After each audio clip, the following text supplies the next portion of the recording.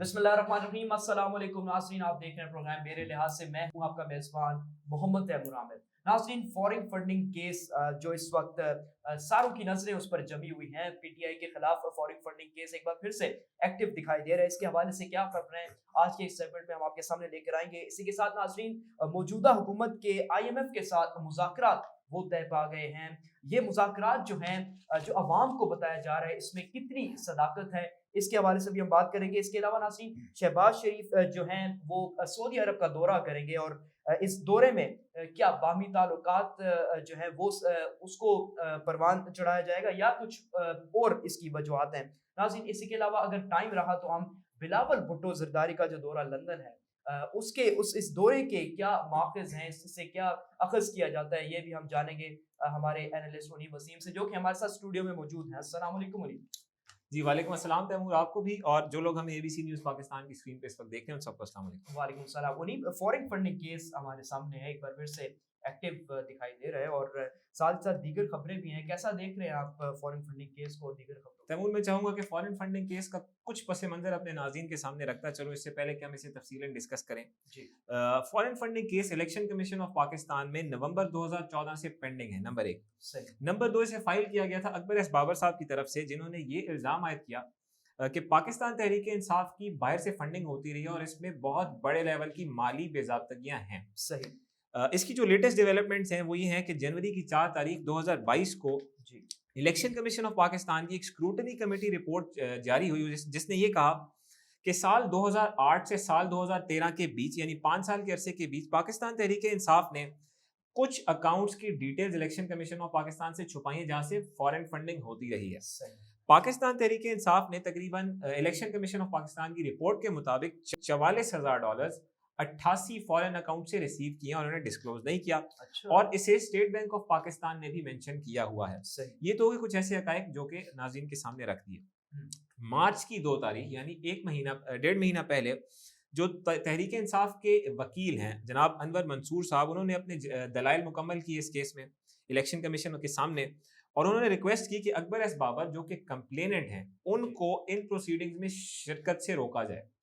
इस पे Islamabad high court मुतहरिक हुआ और अप्रैल 14 2022 को सिंगल जज का इस्लामाबाद हाई कोर्ट बेंच, जिसे गालिबन जस्टिस मोहसिन अख्तर कियानी हेड कर रहे थे, उसने सही। इलेक्शन कमीशन ऑफ पाकिस्तान के फैसले की तौसीक की कि अकबर एस बाबर साहब को आप इन पूरी प्रोसीडिंग से रोकेंगे नहीं, नंबर 1। ठीक है। नंबर 2, आप इस केस को रोजमर्रा की बुनियाद पे सुनेंगे। इलेक्शन कमीशन ऑफ पाकिस्तान से कहा गया कि आप इसे डेली सुनेंगे ठीक है। और 30 दिन के अंदर इसका फैसला आप सुनाएंगे।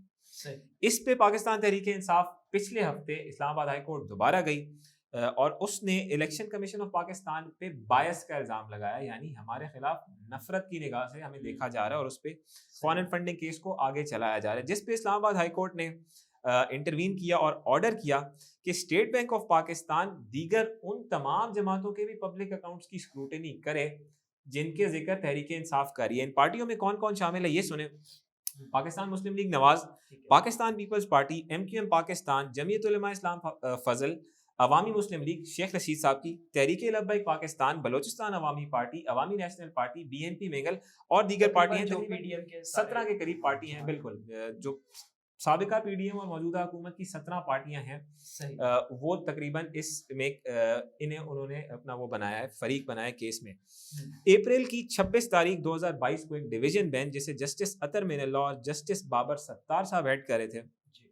उसने इलेक्शन कमीशन ऑफ पाकिस्तान को हुक्म दिया कि आप तमाम पार्टी से यकसा बर्ताव रखें, यानी जो बायस का आपको इल्जाम है उसे साइड पे रखें, और पीटीआई को रिलीफ देते हुए 30 दिन में जो फैसला करने का हुक्म था उसे भी इस्लामाबाद हाई कोर्ट ने मुअत्तल किया है। अगली प्रोसीडिंग्स होने जा रही है 17 मई 2022 को, सही। जिस पे हमारी नजर है, जिसमें वो तमाम पार्टियों की भी स्क्रूटनी सामने आ चुकी होगी जिन पे पाकिस्तान तहरीक इंसाफ इल्जाम आयद कर रही है कि वो भी फॉरेन फंडिंग लेते रहे हैं। कौन सी पार्टी है उनका नाम मैंने आपके सामने रख दिया है। इधर मेरा आपसे ये सवाल है उन्हीं, वो ये है कि अब जो है ये हुकूमत जो है, साबका हुकूमत जो पहले थी पीटीआई की, उसमें ये इस केस को इतना इस पे गौर व फिक्र नहीं की गई। अब आप क्या समझते हैं कि इस केस पर इतना सरगर्म क्यों है, और साथ ही साथ अगर ये प्रूव हो जाता है कि ये फॉरेन फंडिंग केस वाकई ये है, تو اس سے کیا آپ اس کے جو ایفیکٹس ہیں وہ کیا ہو سکتے ہیں؟ تیمور اس کیس میں جان ہے، ایسا نہیں ہے اس کیس میں جان نہیں ہے، اور اس کا قوی امکان ہے کہ پاکستان تحریک انصاف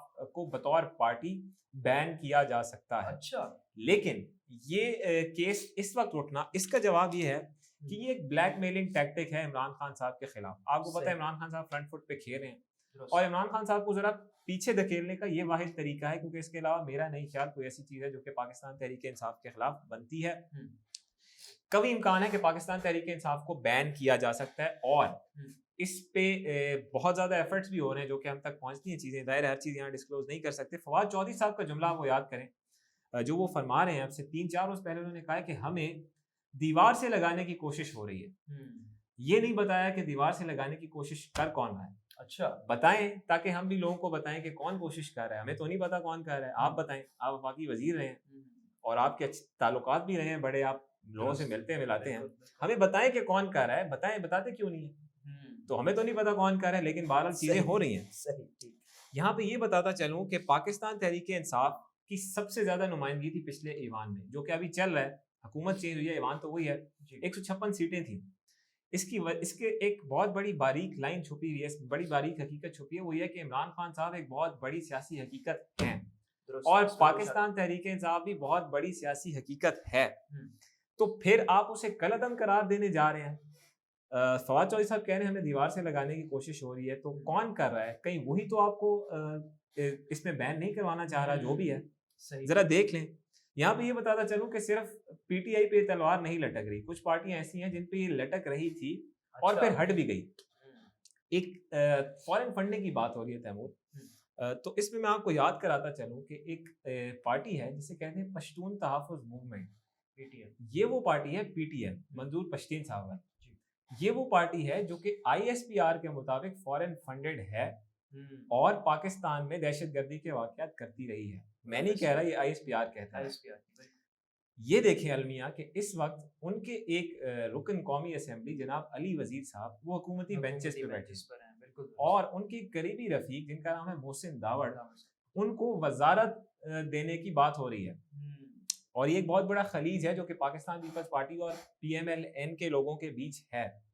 تو ایک عجیب تماشا نہیں ہے ویسے کہ وہ پارٹی جو کہ اب سے سال پہلے آئی ایس پی آر کے مطابق فارن فنڈڈ تھی، وہ آج حکومت میں ہے۔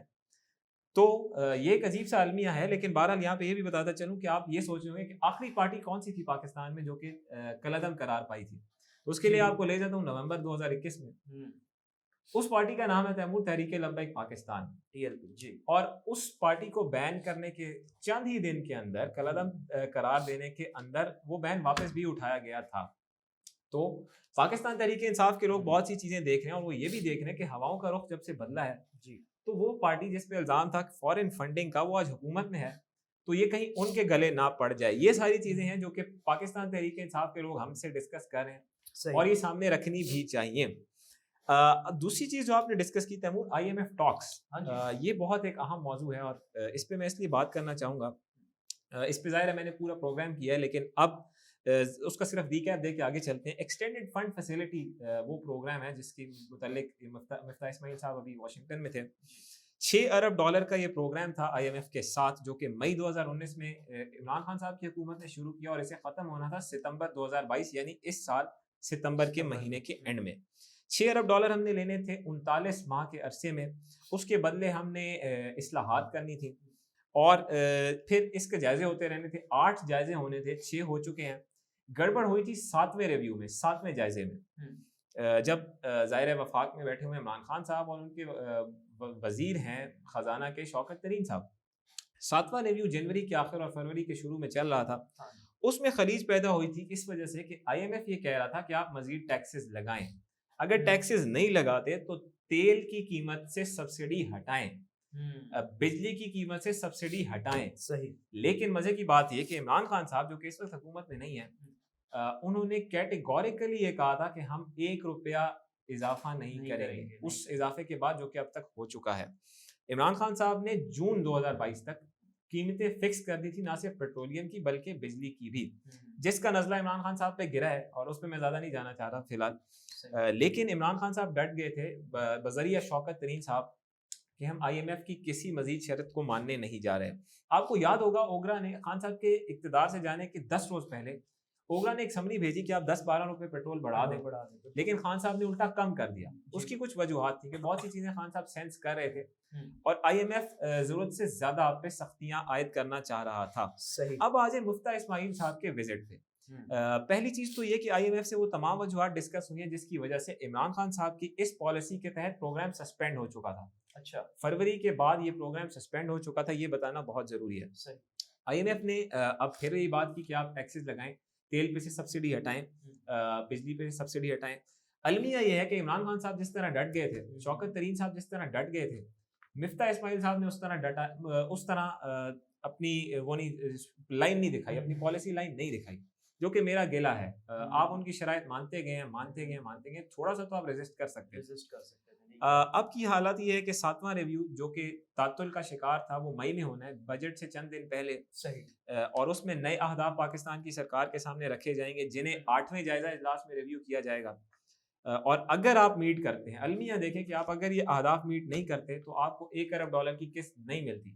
اچھا, یعنی آپ کو $1 ارب کی قسط اگر چاہیے by the end of September تو آپ کو یہ تمام اہداف پورے کرنے ہیں. نتائج کیا ہو رہے ہیں؟ پیٹرول کی قیمت بڑھنے والی ہے, 200 روپے کے قریب بیان ہو رہا ہے جانا ہے. بجلی کا شارٹ فال ہے اور قیمت بڑھ رہی ہے, تقریباً 8000 میگا واٹ کا شارٹ فال ٹچ کر رہا ہے, غربت بڑھ رہی ہے. تو مجھے نہیں پتا کہ مفتیٰ اسماعیل صاحب کیا ڈیل کرنے گئے ہیں, لیکن بہرحال میں بہت زیادہ متاثر نہیں ہوں the way he has dealt with IMF. لیکن شہباز شریف صاحب تو کہہ رہے ہیں کہ 1 مئی تک تو جو ہے وہ قیمتیں ان میں اللہ کرے ایسا ہو. شہباز شریف صاحب, ویسے شہباز شریف صاحب پریشان ہے تیمور, آپ کو پتہ ہے. اچھا, پریشانی کے عالم میں انسان کچھ بھی کہہ سکتا ہے, وجوہات بہت ہیں لیکن آتے ہیں شہباز شریف صاحب پہ آتے ہیں. لیکن مفتیٰ اسماعیل صاحب سے ایک اور گلا, وہ یہ کہ جو فیکٹس بنا کے پیش کر رہے ہیں ایکچولی وہ چیز نہیں ہے. جو اعلامیہ جاری ہوا ہے IMF حکام کی طرف سے, جو پریس ریلیز جاری ہوئی ہے وہ کچھ اور کہہ رہی ہے اور مفتیٰ اسماعیل صاحب کچھ اور کہہ رہے ہیں. مفتیٰ اسماعیل صاحب نے ایک بات کی کہ ہم $6 ارب کے اس پروگرام کو $8 ارب پہ لے کے جا رہے ہیں. میرا سب سے بڑا اعتراض اس چیز پہ, کیونکہ ایسی کوئی چیز پریس ریلیز اور IMF کے سورسز نہیں ڈسکلوز کر رہے. ایک اور المیہ یہ تیمور کہ وہ پروگرام جو کہ ستمبر 2022 میں ختم ہونا تھا, اسے اب مفتیٰ اسماعیل صاحب نے ایکسٹینڈ کروا دیا ہے جون 2023 تک. اچھا, یعنی مزید 10 ماہ کا اضافہ. صحیح. اور جو بات کر رہے ہیں کہ $8 ارب کی, اس میں تو میں ایگری نہیں کر رہا, کیونکہ اس میں کوئی چیز پریس ریلیز میں نہیں ہے. میں پریس ریلیز پڑھ دیتا ہوں اپنے دیکھنے والوں کے سامنے جو کہ IMF سے جاری ہوئی ہے. وہ یہ کہتی ہے کہ we had very productive meetings with the finance minister of Pakistan, Miftah Ismail, over Pakistan's economic developments and policies under the extended fund facility program. We agreed that prompt action is needed to reverse the unfunded subsidies which have slowed discussion for the 7th review. Based on the constructive discussions with the authorities in Washington, the IMF expects to field a mission to Pakistan in May to resume discussions over policies for completing the 7th EFF review. The authorities have also requested the IMF to extend the EFF arrangement through June 2023 as a signal of their commitment to address existing challenges and achieve the program objectives. $8 ارب کی بات کہیں نہیں ہے, programme کی extension کی بات ہے. تو جو مسئلہ مفتیٰ اسماعیل صاحب حل کرنے گئے تھے میرے خیال سے, میرے لحاظ سے ایکچولی بگاڑ کے آ گئے ہیں. انہیں میں ایسا کیوں ہے, یہ پکچر ڈیفرنٹ پکچر کیوں دکھائی جا رہی ہے وہاں کو؟ اس کی وجوہات ہوں گی کہ تنقید کو اوائڈ کرنے کے لیے انہوں نے اسٹینڈ کیا. لیکن کیا یہ سمجھتے ہیں کہ جو ہماری عوام ہے وہ بالکل الٹریٹ ہے, بیوقوف ہے, وہ سمجھتی نہیں ہے, فیکٹس کو نہیں دیکھتی, لاجکس کو نہیں دیکھتی؟ میرا خیال ہے تیمور یہ بات آپ کی جو بات ہے درست ہے, کیونکہ عوام ایک معیشت کو زیادہ سمجھتی نہیں ہے اور زیادہ اس پہ نظر نہیں رکھتی. ہم لوگ کوشش کرتے ہیں کہ ساری چیزیں ڈھونڈ کے ناظرین کے سامنے رکھ دیں. یہ بہرحال وہ حقائق ہے. میں یہاں سے چیلنج کرتا ہوں, اگر کوئی اس کی تردید کرنا چاہے حکومت سے تو کر سکتا ہے. اس پہ ایک بڑا انٹرسٹنگ آپ کو اسٹیٹسٹک سامنے رکھتا چلوں تیمور, وہ یہ ہے کہ فی کس جو قرضہ ہے وہ کس طرح بڑھا ہے پچھلے چند سالوں میں. یہ دیکھیے 2008 کے اختتام پہ فی کس قرضہ ہے 36,000 روپے, 2013 میں یہ قرضہ ہوتا ہے 86,000 روپے, 2018 میں فی کس قرضہ ہوتا ہے 1,44,000 روپے, اور نومبر 2021 میں یہ قرضہ ہوتا ہے 2,70,000 روپے. تو اگر $8 بلین کا پروگرام ایک ریالٹی ہے جو کہ مفتیٰ اسماعیل صاحب کہہ رہے ہیں, آپ اندازہ لگائیں کہ فی کس قرضہ کس حساب سے بڑھ چکا ہوگا. شہباز شریف صاحب کی آپ نے بات کی, وہ سعودی عرب جا رہے ہیں جی, اور ایشیا ٹائمز کی اس میں سٹوری ہے کہ وہ صرف سعودی عرب ہی نہیں جا رہے, وہ چین بھی جا رہے ہیں, اور اس کی وجہ یہی ہے کہ آپ مالی آپشنز کو ایکسپلور کریں کہ ہمارے لیے آگے کیا ہے. ایک اور چیز آپ کے سامنے رکھتا چلوں, وہ یہ ہے کہ جون میں پاکستان نے اس جون کے اختتام پہ پاکستان نے $2.5 ارب کی ادائیگیاں کرنی ہیں. ساتھ ہی ساتھ 2023 کے اختتام تک پاکستان نے $20 ارب کی ادائیگیاں کرنی ہیں. اس وقت فروری 2022 میں آپ کے زر مبادلہ کے ذخائر، آپ کے فارن ایکسچینج ریزروز تھے $21.6 ارب. $22.5 ارب کی ادائیگی آپ نے اگلے سال تک کرنی ہے. زر مبادلہ کے ذخائر ہیں $22 ارب سے کم. شہباز شریف صاحب کے لیے ایک کنسرن. بہرحال جا رہے ہیں وہ سعودی عرب اور چائنا. ایشیا ٹائمز کی سٹوری ہے، ہم سلائیڈ اسکرین پہ چلا رہے ہیں. سیاست کی آپ نے بات کی، بلاول صاحب لندن گئے ہیں تیمور. مزے کی بات یہ کہ بلاول صاحب لندن تو گئے تھے لیکن بلایا گیا نہیں تھا انہیں. کسی نے بلایا نہیں تھا کہ آپ لندن آئیں، ہم سے چیزیں ڈسکس کریں. مسلم لیگ نواز کے لوگ آن بورڈ نہیں تھے لیکن وہ گئے ہیں. بہرحال چیزیں ڈسکس کر کے جاتے رہتے ہیں، امریکہ بھی جاتے رہتے ہیں، آگے پیچھے جاتے رہتے ہیں جی، لابنگ کرتے رہتے ہیں. لیکن ان انوائٹڈ گئے تھے. دوسرا کوشش کی انہوں نے کہ نیا میثاق جمہوریت تراش کے آئیں لیکن بات کوئی بنی نہیں ہے.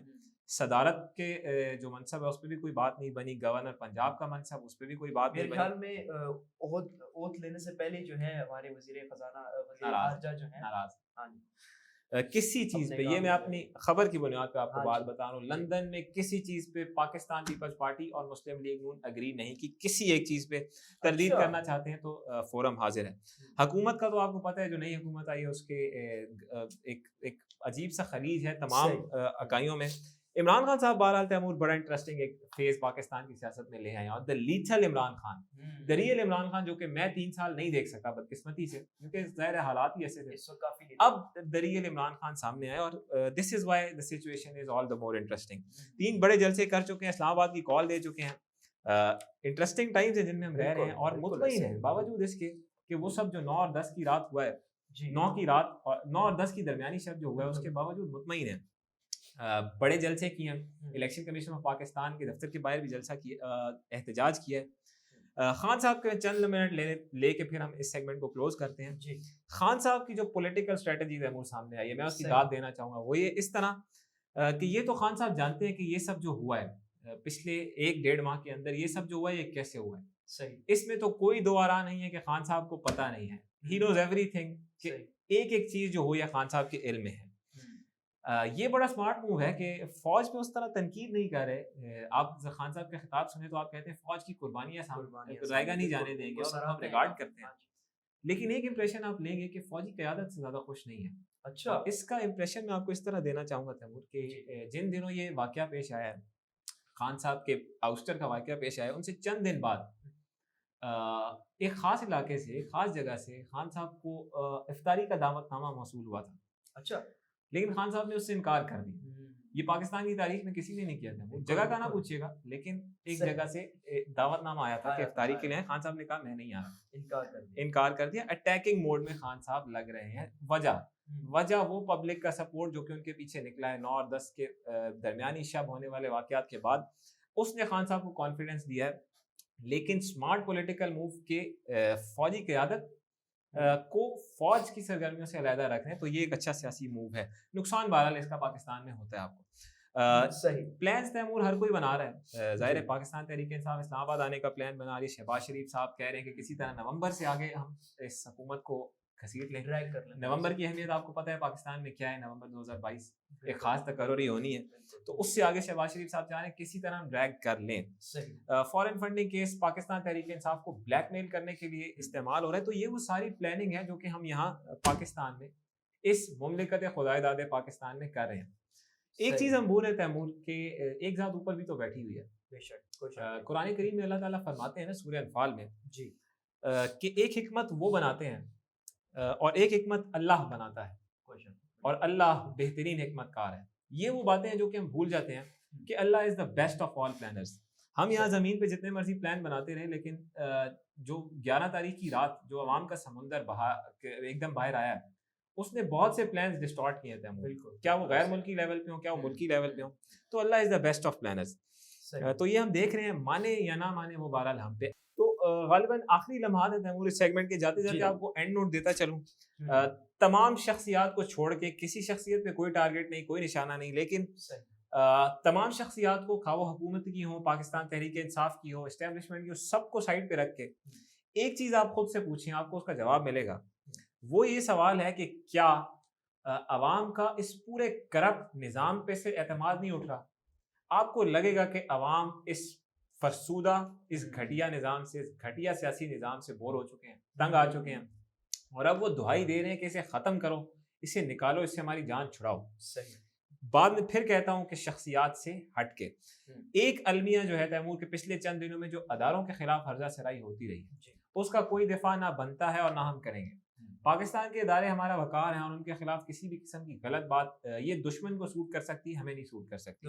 پچھلے چند دنوں میں جو ہرزہ سرائی ہوتی رہی ہے اس کے نتیجے میں ایک بڑا خلیج آیا ہے پاکستان کے عوام اور ان کے اداروں میں، جسے نگیٹ کیا جانا چاہیے، اور ہم ایسی کسی چیز کو انڈورس نہیں کر رہے کہ ایسی کوئی چیز کرنی چاہیے، بلکہ اس کی ہم نفی کرتے ہیں، اس کی ہم مذمت کرتے ہیں، کیونکہ اس سے الٹیمیٹلی وہی ہوتا ہے کہ اس سے آپ کا حریف ہی حاصل کرتا ہے، آپ کو حاصل کچھ نہیں ہوتا۔ پبلک نے تیمور بہت کچھ کہہ دیا ہے، پبلک بہت کچھ کہنا چاہ رہی ہے، میری گزارش ہے اپنے اکابرین سے، تمام سیاسی بھی اور غیر سیاسی بھی، کہ اس عوام کو سنیں کہ وہ کیا کہنا چاہ رہی ہے، اور فائر فائٹنگ کریں، جن لوگوں کا کام ہے ان چیزوں کو سارٹ آؤٹ کریں، because it's a messy mess, اور ہم نے اس چیز کو درست کرنا ہے۔ ٹھیک ہے ناظرین، خبریں اور بھی ہیں، ڈسکشن کو آگے بڑھاتے ہیں، لیکن یہاں پر ایک وقت بریک کا، بریک کے بعد آپ ساتھ۔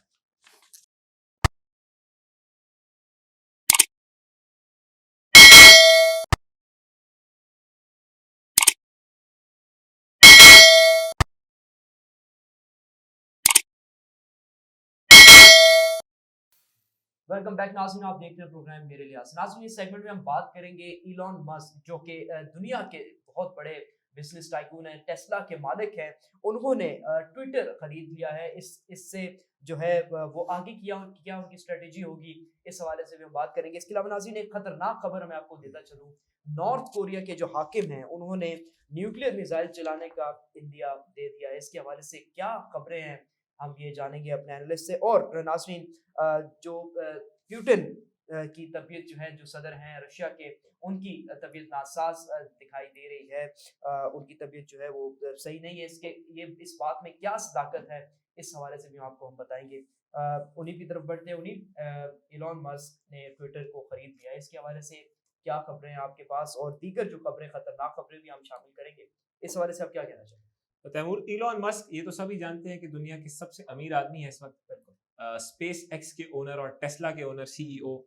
انہوں نے ایک نیا محاذ سر کیا، اور وہ یہ ہے کہ سوشل نیٹ ورک سائٹ جسے ہم ٹویٹر کے نام سے جانتے ہیں، جس کے تقریباً روزمرہ کے 217 ملین سے زیادہ یوزر ہیں، اسے ایکوائر کر لیا ہے محض 24 ارب ڈالر کے عوض۔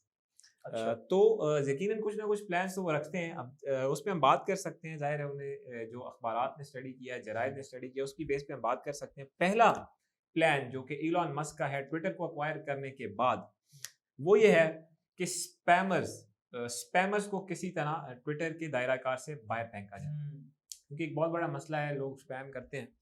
پہلی ترجیح ان کی یہ ہو سکتی ہے کہ وہ سپیمرز کو ایلیمینیٹ کریں۔ دوسری چیز یہ یاد رکھیں کہ ایلون مسک فری سپیچ کے ایک بہت بڑے ایڈوکیٹ ہیں، صحیح، وہ جمہوری روایات کے بہت بڑے ایڈوکیٹ ہیں۔ وہ چاہتے ہیں کہ ہر انسان کو حق ہونا چاہیے بات کرنے کا، اور اب ٹویٹر پہ آپ کو یہ چیز فیل ہوگی، آنے والے دنوں میں آپ کو یہ چیز فیل ہوگی، بہت سے بینڈ اکاؤنٹس، ان پہ سے بھی بین لفٹ ہونے کے امکانات ہیں۔ وہ یہ کہتے ہیں کہ میں اس پلیٹ فارم کو ٹرانسفارم کرنے کے لیے آ رہا ہوں۔ اچھا، کیسے کرتے ہیں؟ ایک بڑا چیلنج ہے۔ 217 ملین کے ڈیلی یوزر ہے ٹویٹر کا، دیکھتے ہیں بڑھتا ہے کس طرح پرفارم کرتا ہے، اس پہ ہم نظر رکھیں گے۔ بہرحال اگر اس پہ یہ چینجز ہو جاتی ہیں اونیف، تو کافی ایک بڑا امپیکٹ پڑے گا، کیونکہ ٹویٹر جو ہے وہ ٹوٹلی پروفیشنل یوزرز ہیں، بالکل آپ درست کہہ رہے ہیں تیمور۔ لیکن جو وہ واقعہ جس نے تیمور ایلون مسک کے اندر یہ روح ہونگی کہ آپ نے ٹویٹر کو ایکوائر کرنا ہے، وہ بڑا انٹرسٹنگ ہے۔ اچھا، اور وہ یہ ہے کہ پچھلے سال اپنے پرائیویٹ جیٹ میں ایلون مسک فلائی کر رہے تھے، تو انہیں یہ معلومات ملی کہ کسی ٹویٹر اکاؤنٹ نے ان کی فلائٹ کو ٹریک کیا ہے۔ اچھا، ان کے پرائیویٹ جیٹ کو ٹریک کیا ہے، اور پھر انہوں نے اس اکاؤنٹ کا پتہ لگایا اور اس کے ساتھ اچھی خاصی بحث بھی کی جو اس کا اکاؤنٹ ہولڈر تھا۔ یہ چیز انہیں بہت ناگوار گزری کہ ان ظاہر ہے ایک امیر آدمی ہے، تو ان کی شان کے شایان شان تو نہیں ہے کہ آپ انہیں ٹریک کریں، کوئی سرکاری عہدیدار تو ہے نہیں کسی ملک کے، تو یہ انہیں برا لگا، اور اس میں وہ بلنٹ سپیچ میں بھی انگیج ہوئے اس شخص کے ساتھ جس کا وہ اکاؤنٹ تھا۔ یہ ایک بہت بڑی وجہ ہے کہ لوگ کہتے ہیں کہ اس روز ایلون مسک سوچ چکے تھے کہ میں ٹویٹر کو ایکوائر کروں گا۔ اب مجھے نہیں پتا اس کی کیا وجوہات ہیں، لیکن یہ ایلون مسک جانے، اور ٹویٹر جانے، اور ان کا ذہن جانے، اور باقی اللہ کی ذات جانے۔ یہ تو ان کے بارے میں مانا جاتا ہے کہ بلنٹ سپیچ کرتے ہیں, سیدھی بات کرتے ہیں, اور انہیں اس بات سے فرق نہیں پڑتا کہ ان سے آپ ایگری کریں ڈس ایگری کریں. ہاں اس بات سے فرق پڑتا ہے کہ انہیں کوئی ٹریک نہ کرے. یہ ایک عجیب سا ایک پیراڈاکس ہے جو کہ ایلان مسک کی شخصیت میں آپ کو دکھائی دیتا ہے. لیکن وال اسٹریٹ جرنل, سی این این اور نیو یارک ٹائمز کی سلائیڈ ہم اسکرین پہ چلا رہے ہیں, اس کی میں تفصیل اس لیے نہیں بتاؤں گا, جو پڑھنا چاہتے ہیں لنک اسکرین پہ چل رہا ہے. یہ ہم نے بات کر لی کہ یہ وہ چیزیں جو کہ ایلان مسک کر سکتے ہیں. کچھ لوگ یہ بھی کہہ رہے تھے امور کہ ایسی کون سی چیزیں تھیں جو کہ ایلان مسک ٹویٹر کو ایکوائر کرنے کی بجائے کر سکتے تھے. اس پہ ایک بڑی انٹرسٹنگ نیوز ویک کی رپورٹ آئی ہے امور اب سے چند گھنٹے پہلے. وہ یہ تھی کہ نیوز ویک نے کنسرنز کا اظہار کر دیا ہے کہ ایلان مسک نے ٹویٹر کو کیوں ایکوائر کیا ہے. اچھا, اس کی وجہ یہ ہے کہ اکتوبر 2021 میں ورلڈ فوڈ پروگرام WFP کے ڈائریکٹر انہوں نے سی این این کو ایک انٹرویو دیا اور ایسی ہوا میں ایک بات کی ان عمراء کے خلاف جن کے گرد دنیا کا نظام گھومتا ہے کہ جو امیر شخصیات ہیں اگر یہ غریب لوگوں پہ توجہ دیں تو ہم غربت کو مٹا سکتے ہیں. انہوں نے یہ بات کی سی این این کے انٹرویو میں کہ اگر ٹیسلا کے CEO جو کہ ایلان مسک صاحب ہی تھے وہ اپنے اثاثوں میں سے محض 2% ڈائیورٹ کر دیں لوگوں کی بھوک مٹانے میں تو ہم اس 2% اماؤنٹ سے کوشش کر سکتے ہیں 42 ملین لوگ یعنی 4 کروڑ سے زائد لوگوں کو بھوک سے مرنے سے. اچھی سوچ, اس میں کوئی بری بات نہیں ہے. یہ انٹرسٹنگ بات کہ اس وقت ٹیسلا کے CEO کی 2% ارننگ بنتی تھی $6 ارب, یعنی $6 ارب سے آپ 4 کروڑ لوگوں کو بھوک ان سے دور کر سکتے ہیں. اس پہ ایلان مسک ناراض ہوئے, جیسا کہ میں نے کہا فلائٹ ٹریک کرنے پہ ناراض ہوئے, اس پہ بھی ناراض ہوئے. وہ یہ کہتے ہیں کہ اگر $6 ارب سے حکومت اگر $6 ارب سے بھوک مٹتی ہے تو $6 ارب کیا پورے کا پورا ٹیسلا قربان. آؤ مجھے کر کے دکھاؤ, میں ٹیسلا دیتا ہوں, اپنے سارے سٹاکس بیچتا ہوں, لیکن مجھے کر کے دکھاؤ. وہ باتیں تو تم کر رہے ہو, انٹرویو تو تم دے رہے ہو, لیکن میں جانتا ہوں اس میں کوئی حقیقت نہیں ہے. اس پہ ڈائریکٹر ورلڈ فوڈ پروگرام, حالانکہ یونائٹڈ نیشنز کے ورلڈ فوڈ پروگرام کے انچارج ہیں, لیکن ان کی بھی ٹانکیں کانپی یا کانپے ٹانگی, اور انہوں نے کلیریفیکیشن دی کہ میرا نشانہ آپ نہیں تھے. آپ کیوں ناراض ہوتے ہیں اعلیٰ مرتبہ ایلان مسک, آپ کیوں ناراض ہوتے ہیں؟ صحیح. تو اس پہ ورلڈ فوڈ پروگرام کے کچھ ایسٹیمیٹس آئے کہ اگر اس وقت دنیا میں ورلڈ فوڈ پروگرام کے ایسٹیمیٹس یہ کہتے ہیں کہ 80 کروڑ سے زیادہ لوگ اس وقت دنیا میں ایسے ہیں جو کہ پراپر فوڈ کی فیسلٹی نہیں ہے, ان کے پاس خوراک کی سہولت نہیں ہے, اور 44 ملین یعنی 4 کروڑ سے زیادہ ایسے ہیں جو کہ بدترین بھوک سے مرنے کے قریب ہیں. تو اس پہ مسک نے کلیئرٹی مانگی ان سے, لیکن ڈائریکٹر ورلڈ فوڈ پروگرام غائب. یہ بھی اریٹیٹنگ تھی ان کے لیے, تو انہوں نے کہا میری دنیا میں جس کا میں بادشاہ ہوں اس میں یہ سب کیا ہو رہا ہے. یہ میں بتاتا چلوں کہ ایلان مسک بڑے لیول پہ چیریٹی کرتے ہیں, اور اس کا ریکارڈ ہمارے پاس نہیں ہے, لیکن بڑے لیول پہ چیریٹی کرتے ہیں. تو یہ نہ سوچا جائے کہ وہ چیریٹی نہیں کرتے یا غربت کے خلاف غریب لوگوں کے خلاف ہیں. وہ صرف یہ کہہ رہے ہیں کہ مجھ پہ جو اعتراض اٹھایا جا رہا ہے کہ میں $6 ارب دے دوں اس لیے کہ بھوک مٹائی جائے, مجھے کر کے دکھاؤ تاکہ پھر میں پورے کا پورا ٹیسلا آپ کی نشاور کروں. نیوز ویک کہہ رہے ہیں کہ could Elon Musk have solved world hunger instead of buying Twitter. یہ ایک اعتراض ہے جو کہ اٹھایا جا رہا ہے. دوسری علامت خبر ہے تیمور جو کہ شمالی کوریا سے آ رہی ہے. کم جونگ اون جنہیں ہم جانتے ہیں نارتھ کوریا کے حاکم کے طور پہ, انہوں نے دارالحکومت پیونگ یانگ میں ایک بڑی ملٹری پریڈ کی ہے جس میں انہوں نے کہا ہے کہ ہم اپنے نیوکلیئر آلات کو ایک نئی جدت فراہم کرنے جا رہے ہیں. ان نیوکلیئر آلات میں انٹر کانٹیننٹل بیلسٹک میزائلز یعنی وہ میزائل جو کہ 2 بر اعظموں کے بیچ بڑی آسانی سے ٹریول کر سکتے ہیں, ان کا بھی ذکر ہے. اور وہ یہ کہہ رہے ہیں کہ at the highest possible speed ہم اسے ڈیولپ کریں گے. اس پریڈ نے ملٹیپل جائنٹ راکٹ لانچرز دکھائے ہیں, اس کے علاوہ submarine launch ballistic missiles اور HWA سونگ 17 انٹر کانٹیننٹل بیلسٹک میزائل اس کی بھی نمائش کی گئی ہے. یاد رہے کہ 90ویں سالگرہ ہے نارتھ کورین آرمی کے فاؤنڈنگ کی, اور ICBM یعنی کہ جو انٹر کانٹیننٹل بیلسٹک میزائل ہے اس پہ سب سے بڑا خطرہ فیل کر رہا ہے امریکہ بہادر. وہ اس لیے کہ اب نارتھ کوریا اگر اس کو جدت دے دیتا ہے اس اپنے پروگرام کو تو امریکہ محض چند گھنٹوں کی دوری پہ ہے ان کے انٹر کانٹیننٹل بیلسٹک میزائلز کے. یہ وہ کوشش ہے جو کہ وہاں سے ہو رہی ہے. ساؤتھ کوریا یعنی جنوبی کوریا میں ایک نئے صدر آ رہے ہیں جنہوں نے 10 مئی کو چارج سنبھالنا ہے, اور انہوں نے آتی بائیڈن صاحب سے ملاقات کرنی ہے. تو یہ واقعہ کم جونگ اون نے انجام اس لیے دیا ہے کہ وہ تمام میلی آنکھیں جو کہ ہمیں دیکھ رہی ہیں میلی آنکھ سے, ان آنکھوں کو ہم بھی دیکھیں اور ہم یہ آنکھیں نکال لیں.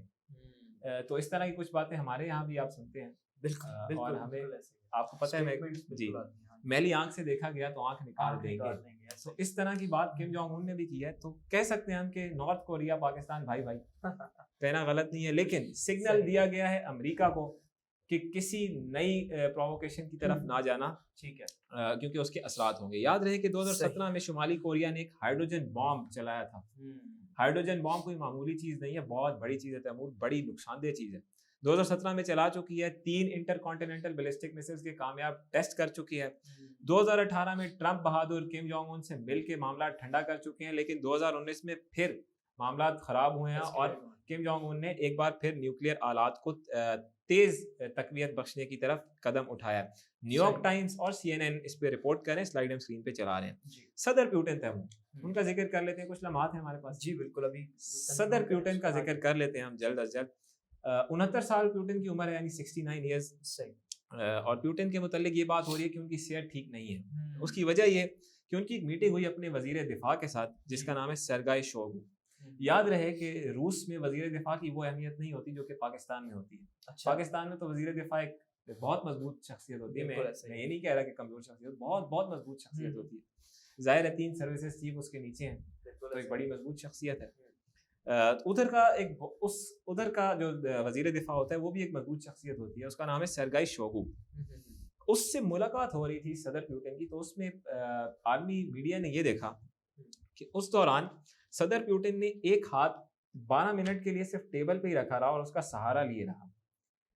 اب اسے کس طرح تشریح کی جانی چاہیے مجھے نہیں پتا, لیکن عالمی پریس نے اسے اس طرح دیکھا کہ کہیں صدر پیوٹن بیمار تو نہیں ہے کہ 12 منٹ وہ اپنا ایک ہاتھ ٹیبل پہ رکھتے ہیں اور اس کا سہارا لے کے بیٹھے رہتے ہیں اس میٹنگ میں جو کہ ان کے وزیر دفاع کے ساتھ ہو رہی ہے. ایسا کیا ہے؟ تو اس نے تھیوریز کو اگنائٹ کیا ہے کہ ان کی صحت خراب ہے. امریکہ بہادر خوش ہے, اس کا میڈیا یہ بات کہہ رہا ہے کہ آپ کو امپریشن مل رہا ہے کہ امریکہ بہادر خوش ہے کہ روس کے صدر ولیڈیمیر پوٹن کہیں نہ کہیں بیمار ہونے کا امکان ضرور ہے. اسے کریملن نے نگیٹ کیا ہے. البتہ امریکہ کی نظر ہے, یاد رہے اسے یوکرین کیسا دیکھ, یوکرین بھی اسی طرح دیکھا ہوگا تیمور جس طرح امریکہ دیکھ رہا ہے, ظاہر ہے اس کی پشت پناہی ہے. لیکن یہ میں بتاتا چلوں کہ اگر پیوٹن کی طبیعت خراب ہے تو وہ اس کی وجہ بہت حد تک یوکرین ہے, کیونکہ وہ بہت زیادہ خوش نہیں ہے کہ جس طرح یوکرین پہ چڑھائی کی ہے روسی حکام نے, وہ اسے ڈبل سپیڈ پہ کرانا چاہتے تھے. امریکہ بہرحال خوش ہے کہ صدر پیوٹن کے متعلق اس طرح کی خبر آئی ہے. ظاہر ان کے اپنے تفرقات رہتے ہیں. انڈیپینڈنٹ نے اس پہ رپورٹ کیا ہے اور دیگر اخبارات بھی کر رہے ہیں. مگر میں یہ بتاتا چلوں کہ باوجود اس کے کہ صدر پیوٹن بیمار آپ کو لگ رہے ہیں, صدر پیوٹن کچھ پلان کر رہے ہیں اور اگلا محاذ صدر پیوٹن کا ہے مولدووا. یہ کلپ سنبھال کے رکھ لیں, یوکرین کے بعد صدر پیوٹن آ رہے ہیں مولدووا پہ. مولدووا پہ چڑھائی کرنے والے ہیں. اس کے لیے اگر کوئی تفصیلات دیکھنا چاہے تو میرے یوٹیوب چینل پہ ایک بلاگ پڑا ہے, اسے تفصیل دیکھ سکتے ہیں. اس کی ساری تفصیل صدر پیوٹن کی تھنکنگ کی اس میں پڑی ہوئی ہے. یہ وہ سارے واقعات ہیں تیمور جو کہ ہمارے اطراف میں ہو رہے ہیں.